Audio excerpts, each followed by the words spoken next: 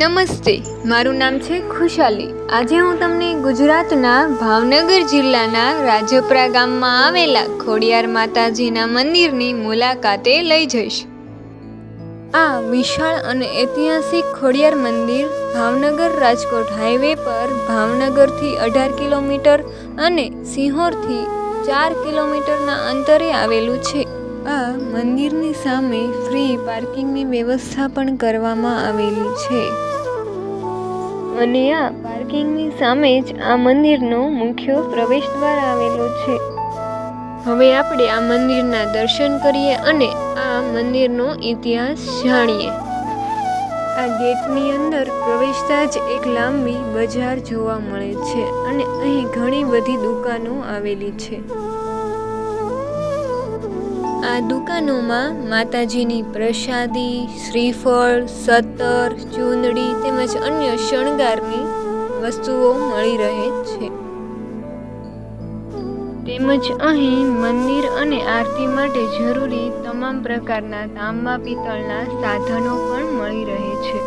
ખાસ કરીને આ બજારમાં નાના બાળકો માટે વિવિધ પ્રકારના રમકડાઓ જોવા મળે છે તેમજ અન્ય ઘણી બધી વસ્તુઓ આ બજારમાં મળી રહે છે. જમવા માટે અને નાસ્તા માટે અહીં હોટલ પણ આવેલી છે.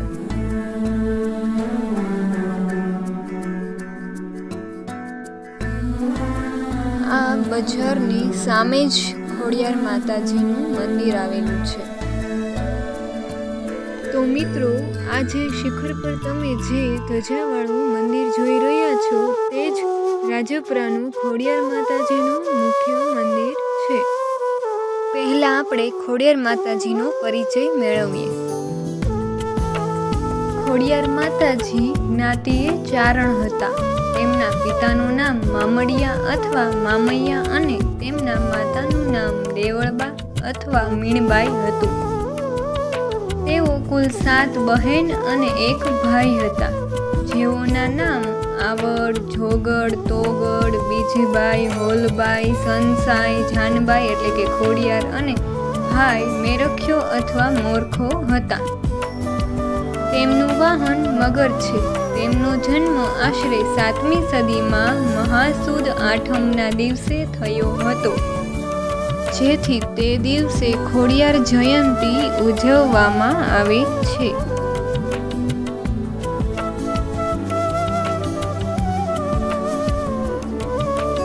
અહીંયા ખોડિયાર મંદિરના પ્રાંગણમાં દર્શનાર્થે આવતા ભક્તોની ભીડ ઉમટી રહેલી હોય છે.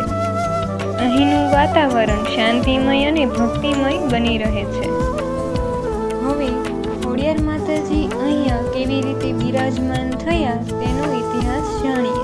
રાજપરા ખોડિયાર મંદિર સાથે જોડાયેલી કથા મુજબ તે ભાવનગરના રાજવી મહારાજા આતાભાઈ ગોહિલ ખોડિયાર માતાના ભક્ત હતા.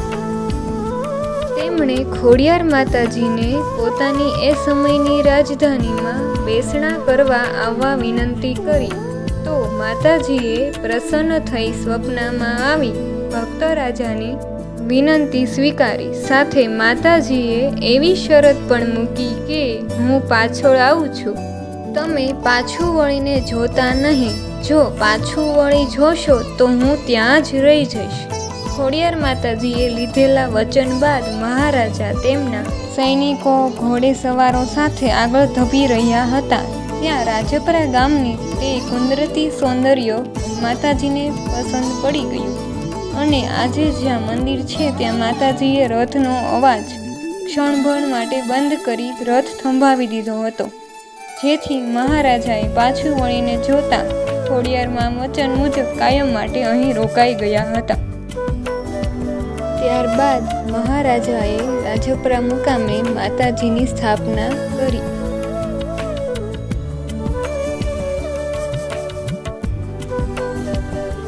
બાદમાં ભાવસિંહજી ગોહિલે 1914 આસપાસ મંદિરનું સમારકામ કરાવી માતાજીને સોનાનું છત્ર ચડાવ્યું.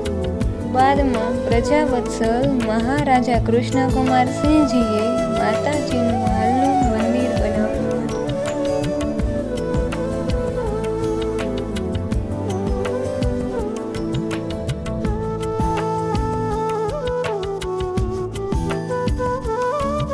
રાજવી પરિવારને માં ખોડલ પ્રત્યે અનન્ય શ્રદ્ધા હોવાને કારણે જ કુળદેવી ચામુંડામાં હોવા છતાં સહાયક કુળદેવી તરીકે ખોડિયાર માતાજીનું આજે પણ રાજવી પરિવાર પૂજન કરે છે. મંદિરની બાજુમાં પાણીનો ધરો આવેલો છે, જે તાતણિયા ધરા તરીકે ઓળખાય છે. આ મંદિર તાતણિયા ધરાવાળી માં ખોડિયાર તથા રાજોપરાવાળા ખોડિયાર માં તરીકે ભારતમાં પ્રખ્યાત છે. ખોડિયાર માતાજીના દર્શન માટે આખા વર્ષ દરમિયાન લાખોની સંખ્યામાં લોકો દર્શન કરવા માટે આવે છે. ઘણા સ્થાનિક શ્રદ્ધાળુઓ માતાજીના દર્શન કરવા માટે પગપાળા આવે છે અને રવિવારે ઘણા ભક્તોની ભીડ પણ અહીં જોવા મળે છે.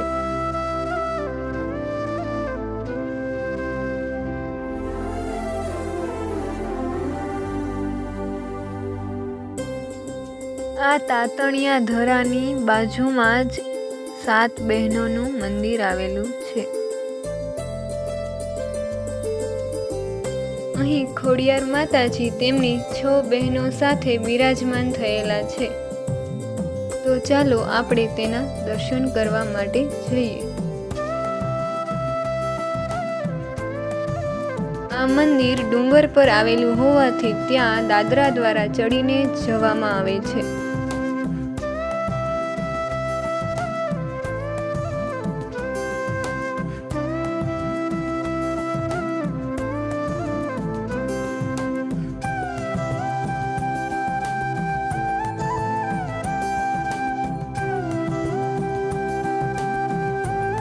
અહીં આ મંદિરે દર્શન કરવા માટે રોપ વેની પણ સુવિધા કરવામાં આવેલી છે. મંદિરની ઉપરથી નયનરમ્ય દ્રશ્ય જોઈ શકાય છે.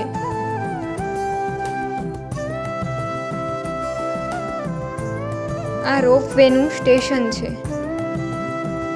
મુખ્ય મંદિરથી 7 બહેનોના મંદિર સુધી જવા અને આવવા બંને માટે આ રોપ વેનો ઉપયોગ કરી શકાય છે.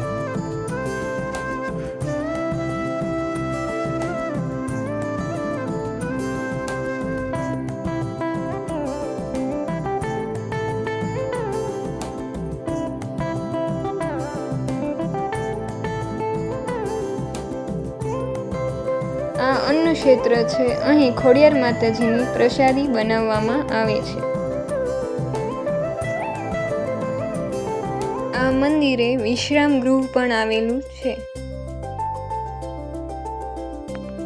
આ હતું રાજપરા ગામમાં આવેલું ખોડિયાર માતાજીનું મંદિર.